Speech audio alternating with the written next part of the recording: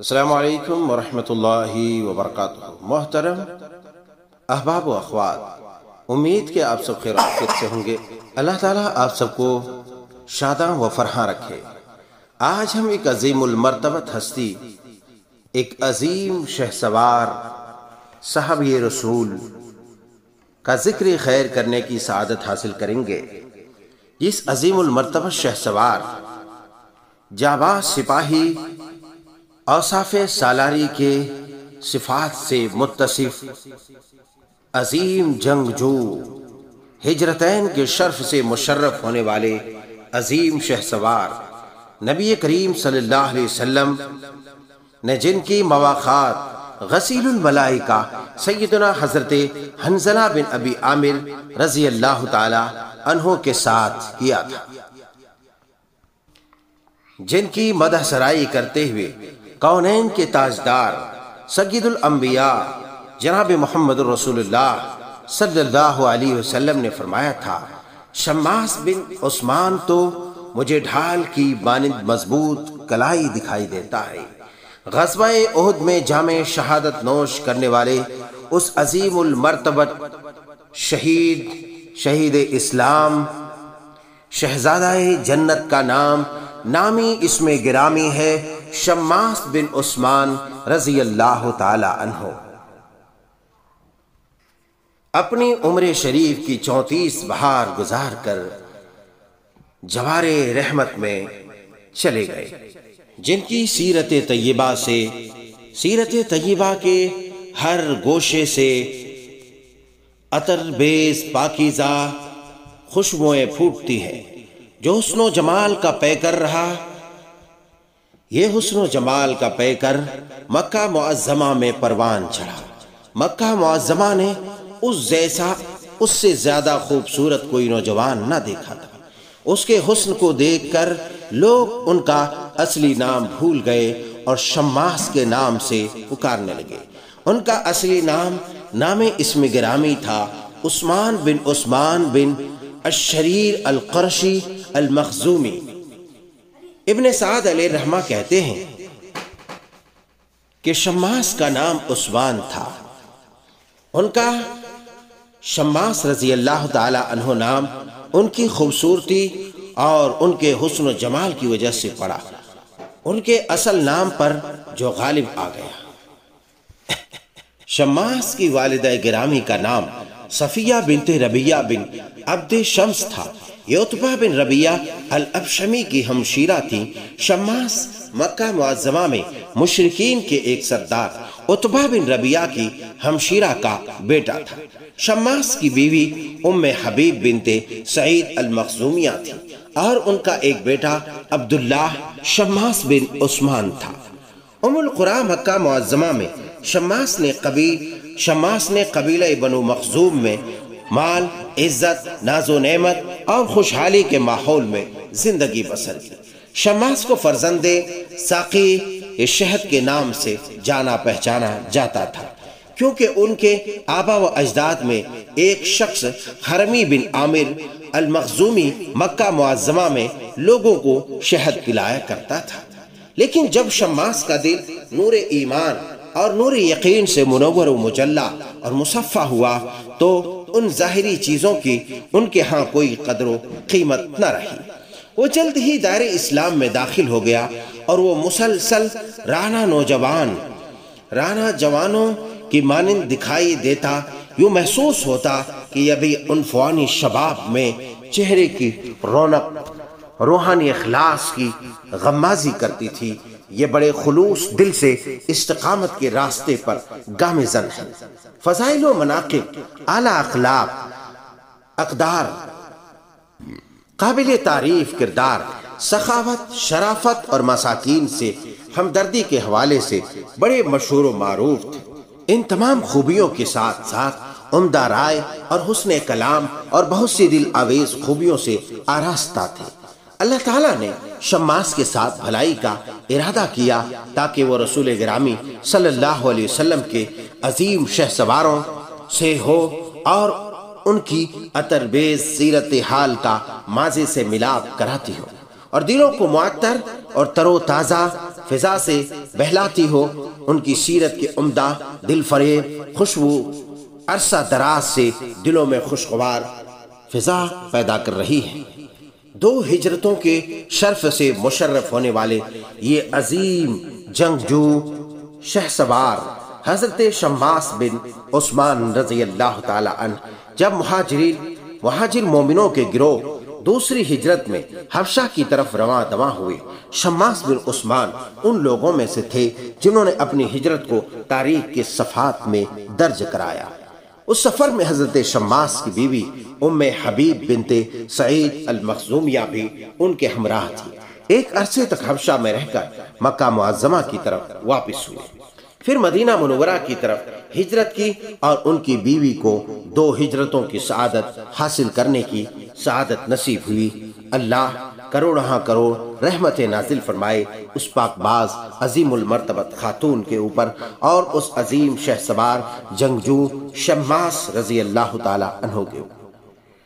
سیدنا حضرت شماس بن عثمان رضی اللہ تعالی عنہ نے اپنی بچپن کی یادیں، خاندان اور رشتہ دار مکہ میں چھوڑ آئے اور اللہ کی راہ میں ہجرت کی تاکہ مجاہدین و مہاجرین کا اجر و ثواب حاصل کر سکے۔ مدینہ منورہ میں انصار کے ایک معزز اور سخی شخص مبشر بن عبد المنذر نے ان کا استقبال کیا اور انہیں اپنے پاس مہمان ٹھہرایا اور انہیں اپنے سے زیادہ ترجیح دی اور اچھا ٹھکانہ مہیا کیا۔ رسول گرامی صلی اللہ علیہ وسلم نے شماس رضی اللہ تعالی عنہ اور غسیل الملائکہ سیدنا حضرت حنظلہ بن ابی عامر انصاری رضی اللہ تعالی عنہ کے دینی بھائی چارے کا رشتہ قائم کیا اور وہ دونوں دوست اور بھائی ہو گئے۔ عجیب و غریب اتفاقات دیکھیے کہ یہ دونوں معزز شہسوار جن کے درمیان نبی کریم صلی اللہ علیہ وسلم نے مواخات قائم کی، وہ جہاد اور شہسواری کے میدان میں بھائی بھائی بنے رہے، بلکہ ان کی باہمی اخوت ایک دوسرے سے لازم و ملزوم رہی، سبحان اللہ، بلکہ وہ دونوں ایک ساتھ شہید ہوئے، سبحان اللہ، ان کی قسمت پر زمانہ نازا ہے۔ اس طرح مواخات کا رشتہ یہاں بھی قائم و دائم رہا۔ یہ دونوں ایک ہی غزوے یعنی غزوہ احد میں شہادت پا کر اپنے اللہ رب العزت محبوب اعظم سے جا ملے۔ یہ عظیم نوجوانان بزرگوار وہ اپنے رب کے ہاں زندہ ہے۔ جہاد کے دائی نے ایسی جنت کی طرف دعوت دی جس کی وسعت آسمانوں اور زمین کے برابر ہے۔ شماس رضی اللہ تعالیٰ عنہ جمع ہوئے، کوشش کرنے لگے کہ وہ رسول اللہ صلی اللہ علیہ وسلم کے ان شہسواروں میں شامل ہوں جنہیں آپ نے اللہ کے ایک خاص اور بابرکت دن یعنی یوم بدر کے لیے تیار کر رکھا ہے۔ حضرت شماس رضی اللہ تعالی عنہ جنگ بدر میں شریک ہوئے اور ان کا نام ان اہل بدر میں لکھا گیا جو روئے زمین میں سب سے اعلیٰ، عرفہ اور بہتر کہلائے، اور انہوں نے ایسا اجر و ثواب حاصل کیا کہ اللہ تعالیٰ نے انہیں سعادت مندوں میں شامل کر دیا۔ جنگ بدر میں ان کے 2 خالو ربیہ کے بیٹے عتبہ اور شیبہ قتل کر دیے گئے۔ اسی طرح ان کے خالو ولید بن عتبہ کا بیٹا بھی قتل کر دیا گیا، لیکن ان کے دل پر کوئی اثر نہ ہوا، اس لیے کہ وہ دونوں حالت شرک میں قتل کیے گئے، بلکہ انہیں اپنے خالو کے مومن بیٹے ابو حذیفہ بن عتبہ کی حالت پر بڑا ترس آیا، کیونکہ وہ اپنے باپ کے قتل پر بڑا کبیدہ خاطر تھا۔ اللہ اکبر۔ رسول اللہ صلی اللہ علیہ وسلم نے اسے بڑا افسردہ دیکھا کہ اس کا رنگ بدلا ہوا ہے۔ آپ نے ارشاد فرمایا، شاید آپ اپنے باپ کے قتل ہونے پر اتنے غمزدہ ہیں۔ عرض کی نہیں، میں اپنے باپ کے بارے میں کسی شک و شبہ کا شکار نہیں، اس کے انجام میں بھی کوئی شک نہیں، البتہ ان کے بارے میں یہ جانتا ہوں کہ وہ بڑا صاحب رائے اور دبردبار شخص تھا۔ میری دلی خواہش یہ تھی کہ وہ مسلمان ہو جائے۔ جب میں نے دیکھا کہ وہ حالت کفر میں فوت ہو گیا تو مجھے دلی غم ہوا۔ نبی کریم صلی اللہ علیہ وسلم نے ان کے حق میں دعا کی اور انہیں بہتر کلام سے نوازا۔ غزوہ احد بپا ہوا۔ شماس مجاہدین کے ساتھ اعلاء کلمت اللہ کے لیے روانہ ہوا۔ جب گھمسان کا رن پڑا، لڑائی گرم ہوئی تو یہ مشرکین کے صفوں میں جا گھسے اور جہاد کرنے لگے، اور اس روز انہوں نے قابل قدر جہادی خدمات سر انجام دی۔ جب دوران جنگ مشرکین رسول اللہ صلی اللہ علیہ وسلم کے قریب ہوئے تو شماس رضی اللہ تعالی عنہ رسول اللہ صلی اللہ علیہ وسلم کے قریب کھڑے ہو کر دشمن کے تیروں کو اپنے جسم پر سہتے رہے اور اپنے ذات کو قربان کرتے رہے، یہاں تک کہ اپنے آپ کو ڈھال بنا دیا جو حفاظت کے کام آتی ہے۔ رسول گرامی صلی اللہ علیہ وسلم نے ان کے بارے میں فرمایا، شماس نے تو میرے لیے ڈھال کا کام دیا ہے۔ غزوہ احد کے دوران حضرت شماس رضی اللہ تعالی عنہ اپنی تلوار کے ساتھ مسلسل رسول گرامی صلی اللہ علیہ وسلم کی مدافعت کرتے رہے۔ انہوں نے اپنے جسم اطہر کو رسول گرامی صلی اللہ علیہ وسلم کی حفاظت کے لیے ڈھال بنا دیا، جیسا کہ وہ اپنی ذات کی حفاظت کرتے تھے۔ لڑائی کے دوران وہ بالکل خاموش رہتے، آواز کو بلند نہیں کرتے تھے اور نہ ہی کسی کو پکارتے۔ رسول اللہ صلی اللہ علیہ وسلم دائیں بائیں نہیں جھانکتے بلکہ سیدھے شماس کی طرف دیکھتے رہے جو اپنی تلوار کے ساتھ دفاع کرنے کا فریضہ سر انجام دے رہے تھے، یہاں تک کہ رسول گرامی صلی اللہ علیہ وسلم پر غشی طاری ہو گئی تو شماس نے اپنے جسم اطہر کو رسول گرامی صلی اللہ علیہ وسلم کی حفاظت کے لیے ڈھال بنائے رکھا، یہاں تک کہ انہیں قتل کر دیا گیا، شہادت کے عظیم المرتبت پر فائز کر دیا گیا۔ ناہنجار شقی القلب بدبخت علق بن خلف نے انہیں قتل کیا۔ انا للہ و انا الیہ راجعون۔ شماس رضی اللہ تعالی عنہ کو مدینہ منورہ اٹھا کر لایا گیا، ابھی کچھ سانس باقی تھے، پہلے حضرت ام المومنین عائشہ رضی اللہ تعالی عنہ کے حجرہ پر انوار میں رکھا گیا۔ حضرت ام سلمہ نے فرمایا، میرے چچا کا بیٹا ہے، میرا زیادہ حق ہے کہ ان کے خیموں